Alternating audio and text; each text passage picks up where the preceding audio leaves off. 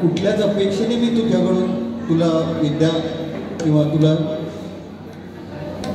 ज्ञान मी दिलेलं नाही आहे, त्यामुळे माझी कुठलीच अपेक्षा नाही. पण तो शिष्य मागेच लागला आणि हट्टालाच पेटल्यानंतर आदी शंकराचार्यांनी त्याला सांगितलं की जर तुला द्यायचंच असेल मला तर तू अशी कुठली तरी गोष्ट दे जी तू निर्माण केलेली आहेस. आणि तू निर्माण केलेली कुठली तरी कितीही बाजार मूल्य कमी असली तरी झाले, पण तू निर्माण केलेली एखादी वस्तू दे.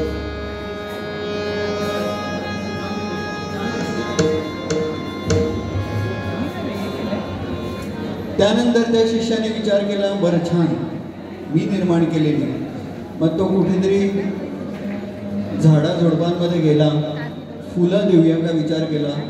तर फुलं अर्पण करायचे असेल तर ती फुलं तर निसर्गाने निर्माण केली आहे, मी कुठून देऊ. फळं द्यायची असेल तरी सण निसर्गाचीच आहे.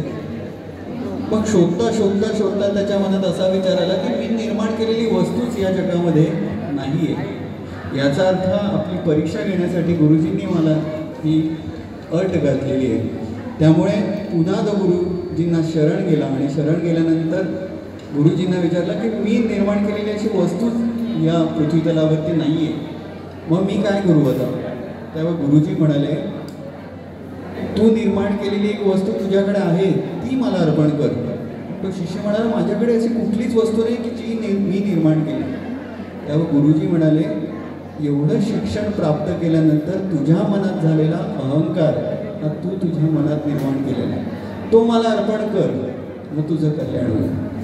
एवढं गुरुचं महत्त्व आपल्या आयुष्यामध्ये असतं आणि अशा गुरूंच्या विचारांच्या मागे आपण गेलो तर आपल्या आयुष्याचं कल्याण होईल. आणि असाच एक अभंग आपल्यासमोर सौभाग्यवती सुहासिनी बांदोडकर सादर करत आहे. मन लागो रे गुरुचरणी.